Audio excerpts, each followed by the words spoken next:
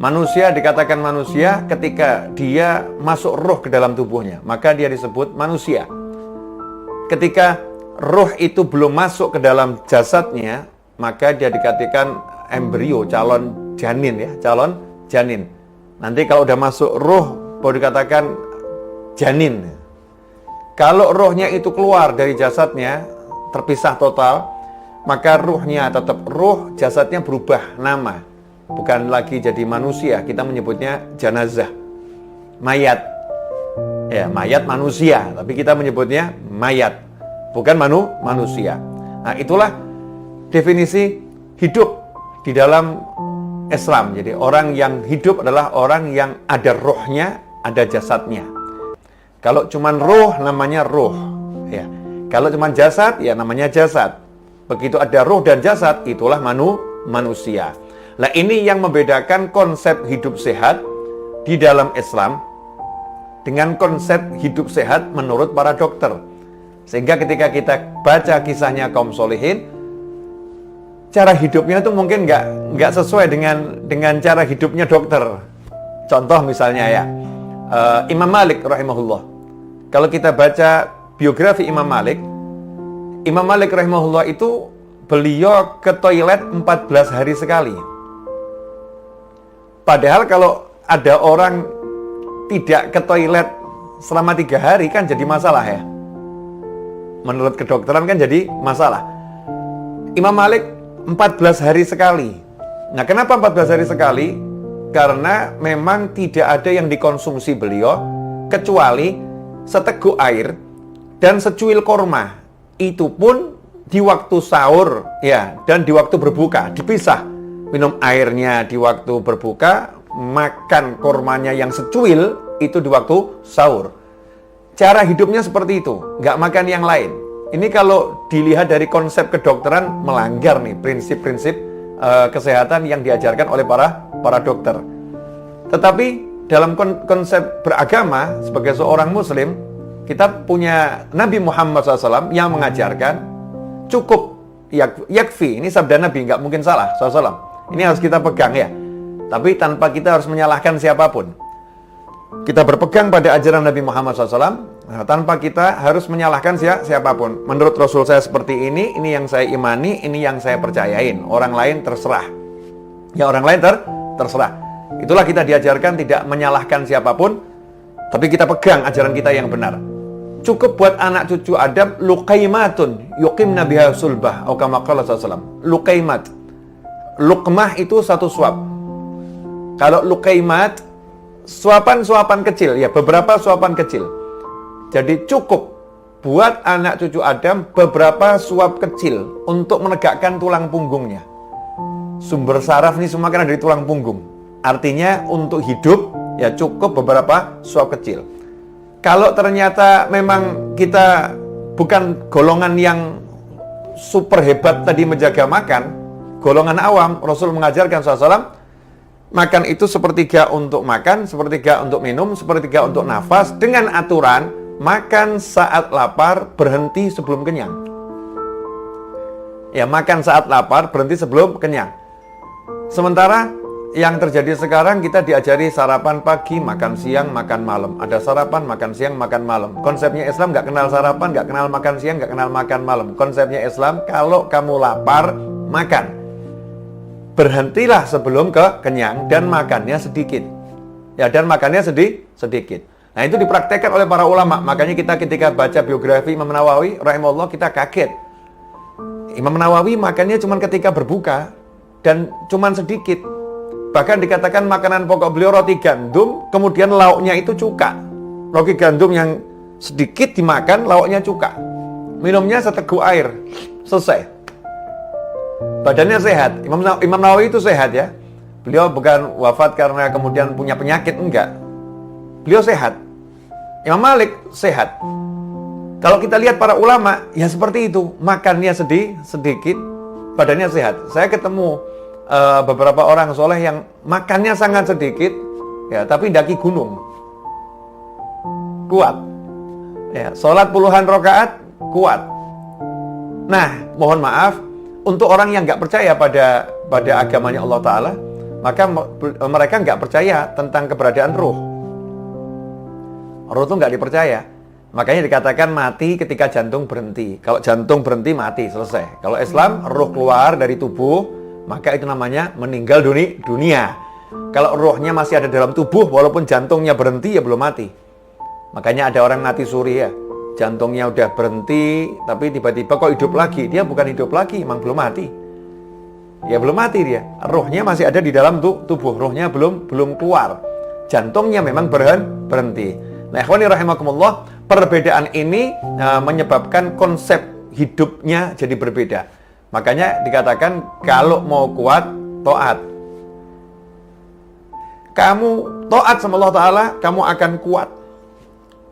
Kalau kamu nggak taat, kamu nggak akan kuat. Kamu lemah. Kenapa? Karena taat menyebabkan ruh menjadi perkasa. Ruhnya jadi besar ya. Ruhnya menjadi hebat. Begitu ruhnya segar, ruhnya hebat, ruhnya kuat, maka fisik ini dibawa sama ruh. Saya ambil contoh. Ya, insya Allah ini contoh ini bisa membuka pikiran kita lebih luas lagi insya Allah. Enak mana? Dibawa pesawat atau membawa pesawat? Enak mana? Enak kita dibawa oleh pesawat atau kita yang bawa pesawat? Kita tarik pesawatnya, kita dorong pesawatnya. Enak mana? Jawabannya adalah ya enak duduk di bawah pesawat. Kalau kita duduk di bawah pesawat, maka nggak terasa kita nyantai, terbang Solo Jakarta, Jakarta Solo 1 jam nyampe. Tapi kalau kita suruh bawa pesawat nih, dorong pesawat, Masya Allah, kekuatan kita seberapa, 1 jam itu dapat berapa meter itu. Kalau kita yang narik pesawat dengan kekuatan kita, seberapa kuat kita.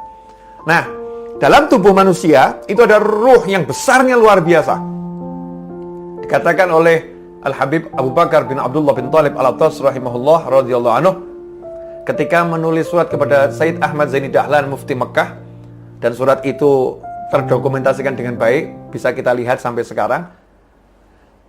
Di isi surat itu disebutkan ruh ini, ruh manusia biasa, mau manusianya beriman atau nggak beriman, baik atau buruk, pokoknya namanya manusia. Ruhnya kalau dikeluarkan dari jasad, ruh itu dikeluarkan dari jasad lewat ubun-ubun. Dimasukkan lewat ubun-ubun, dikeluarkan lewat ubun-ubun. Makanya kalau ada orang meninggal dunia, matanya melihat ke atas, mau lihat ruhnya. Ya, matanya naik ke atas tuh mau lihat ruhnya. Ruh ditarik dari ubun-ubun, dikeluarkan. Kalau ruh ini dikeluarkan dari jasad, diletakkan di alam syahadah, alam nyata ini, alam kita ini, alam nyata yang kelihatan semua ini, maka seluruh alam nyata itu tidak akan mampu menampung besarnya satu ruh. Bayangkan tuh, galaksi Bima Sakti, galaksi semua galaksi itu nampung satu ruh nggak muat. Ruh itu besarnya luar biasa. Makanya nggak ada judulnya ruh gentayangan di alam nyata tuh nggak ada. Yang ada ruh ya di alam barzakh.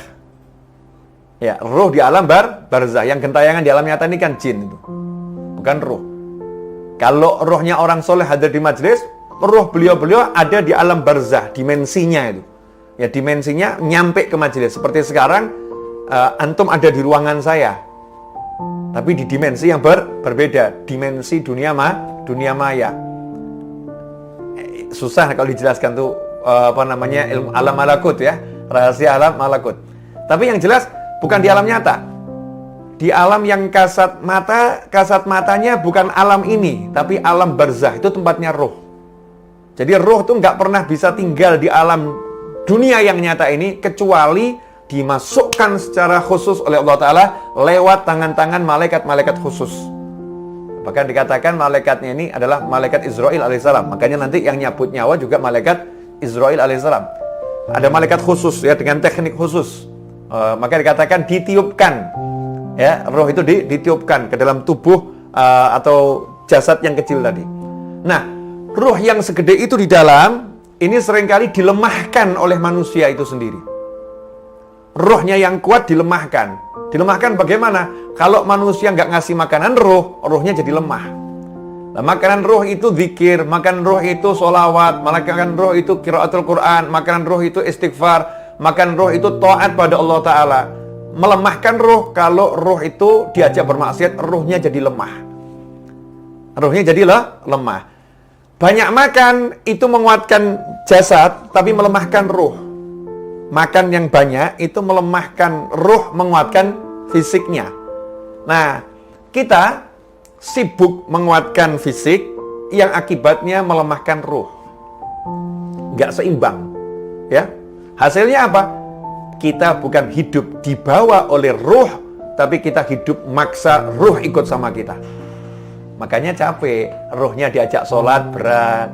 Ruhnya diajak qiraatul Quran, berat. Dengar kisahnya orang soleh terdahulu, seperti Sayyidina Imam Husain, ya, cucu Nabi SAW, Ali Zainal Abidin radhiyallahu anhu. Sayyidina Ali Zainal Abidin radhiyallahu anhu itu sholat sunnah 1 hari 1000 rakaat.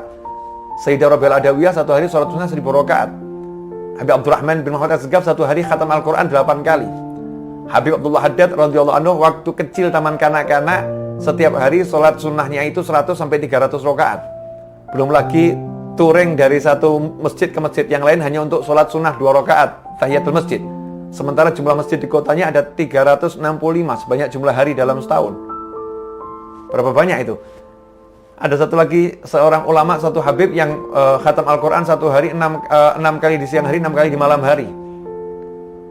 Kekuatan fisiknya itu seperti apa? Padahal orangnya dilihat ya biasa-biasa, mungkin orangnya didorong jatuh mungkin orangnya. Tapi kok kuat, luar biasa. Kenapa jadi kuat? Karena bergerak dengan ruh. Ya, bergerak dengan ruh. Bukan mengajak ruhnya bergerak, tapi ruhnya mengajak fisiknya bergerak.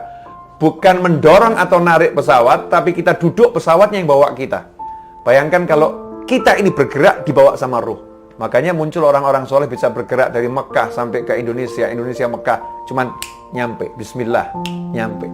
Kenapa? Karena fisiknya dibawa oleh ruhnya. Nah, ikhwani rahimakumullah, karena itu Islam mengajarkan agar kita hidup sehat dengan cara yang benar. Makan dan minumlah jangan berlebihan. Makan yang halal tapi yang baik. Ya, tapi nggak boleh berlebihan. Karena semua itu akan membuat fisiknya kuat, ruhnya juga kuat. Nah, ini yang mungkin konsep hidup sehat yang terlewatkan, yang mungkin nggak diajarkan secara serius gitu ya. Ruh ini dihilangkan. Kenapa? Karena di luar sana banyak orang yang nggak percaya sama ruh. Nah, kita jangan ikut-ikutan yang di luar sana. Tanpa kita harus menyalahkan siapapun, kita ikut ajaran Nabi Muhammad SAW. Bahwasannya kalau kita mau hidup sehat, ruh kita harus sehat, ruh kita harus kuat. Kita harus jadi orang yang fokus sama ruh.